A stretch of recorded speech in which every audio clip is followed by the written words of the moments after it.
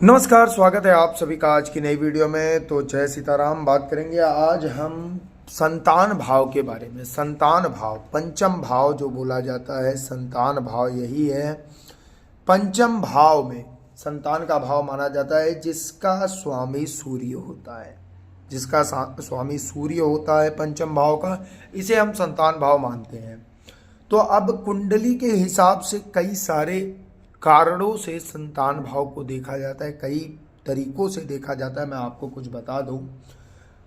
अगर आप मेष लग्न के हैं, जैसे पहला लग्न जो होता है वो होता है मेष का, जो लग्न माना गया है, जो पहला ग्रह है वो लग्न माना जाता है, जिसे हम मेष कहते हैं। अगर आप मेष लग्न से हैं, अगर यहाँ पर आपकी कुंडली में 1 लिखा हुआ है तो आप मेष लग्न से हैं, 2 लिखा हुआ है तो आप वृषभ लग्न से हैं, 9 लिखा हुआ है तो आप धनु लग्न से हैं, ऐसे ही।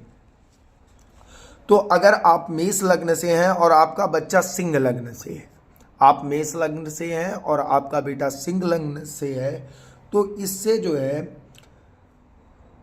आपका बच्चा आपके ज्ञान को लेकर पैदा हुआ है। आप ही की तरह, आप जितने ज्ञानी होंगे उतना ही ज्ञानी आपका बेटा होगा।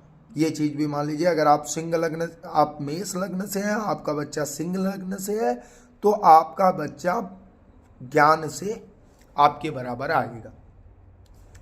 और अगर यही चीज बच्चा आपका धनु लग्न से हुआ, अगर यही चीज आपका बच्चा धनु लग्न से हुआ, तो धनु लग्न होगा तो वो भाग्य और धन लेके पैदा होगा। आपका बेटा भाग्य और धन लेके पैदा होगा।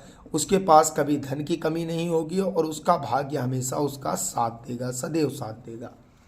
और बात करें अगर आप मेष से हैं, मैं मेष से बता रहा हूं अभी, अगर आपको और भी जानकारी चाहिए कि आपका कोई और लग्न है तो आप उसके लिए हमें दिए गए नंबर पर संपर्क कर सकते हैं। यहाँ पर आपको मैं अपना नंबर दिखा देता हूँ बिल्कुल साफ साफ, 7307591194। ये मेरा नंबर है। आप यहाँ पर कुंडली विश्लेषण के लिए कॉल कर सकते हैं। कुंडली विश्लेषण करके आपको पूरी चीज़ें बता दी जाएंगी।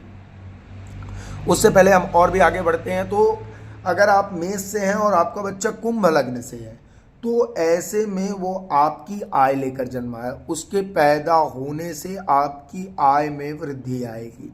उस आपकी आय दिन दुगनी रात चौगुनी आपकी तरक्की होगी, आपकी आय में वृद्धि आएगी।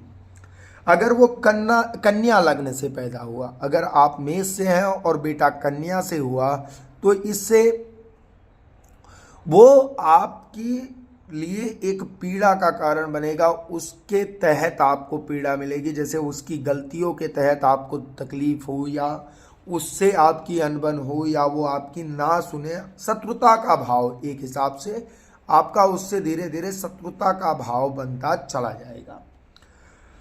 अगर ये सब चीजें हैं तो इसका उपाय भी होगा। तो उसके लिए हम कुछ रेमेडी कर सकते हैं या स्टोन कर सकते हैं। स्टोन आप देख सकते हैं, मैं कई सारे स्टोन पहनता हूं क्योंकि मुझे भी दिक्कत है, मैं भी इंसान हूं, सबको समस्या होती है।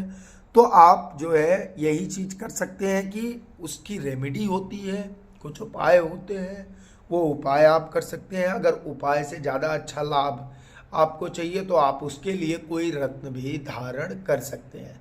रत्न से क्या फायदा होता है? रत्न से वो हमेशा आपके साथ है।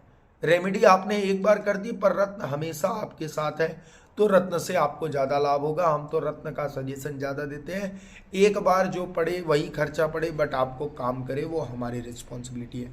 अगर आप हमारे पास से कुंडली दिखाते हैं और रत्न लेते हैं तो वो हमारी जिम्मेदारी होगी कि वो रत्न आपको 100% आपको काम करे, वो अपना 100% आपको दे, तो वो हमारे लिए सबसे अच्छा है। ठीक है, मिलते हैं अगली वीडियो में। तब तक के लिए धन्यवाद। और चैनल को सब्सक्राइब कर लीजिएगा, वीडियो को लाइक कर लीजिएगा, और साथ ही साथ हमें कमेंट में अपना डेट ऑफ बर्थ बता दीजिएगा। हम प्रतिदिन 2 लोगों की कुंडली मुफ्त में देखते हैं। जिनका कमेंट में आया रहेगा वो अपना नंबर दे दें और कुंडली डिटेल दे दें। उनकी कुंडली हम मुफ्त में 2 लोगों की सुबह एक शाम, जो पहला कमेंट हमें मिल जाता है उसकी हम कुंडली बिल्कुल मुफ्त में देखते हैं। 1 रुपये भी उसके लिए चार्ज नहीं करते हैं। अगर वो कन्या की कुंडली है तो वो और भी अच्छी बात है। कन्याओं की कुंडली हम बिल्कुल मुफ्त देखते हैं।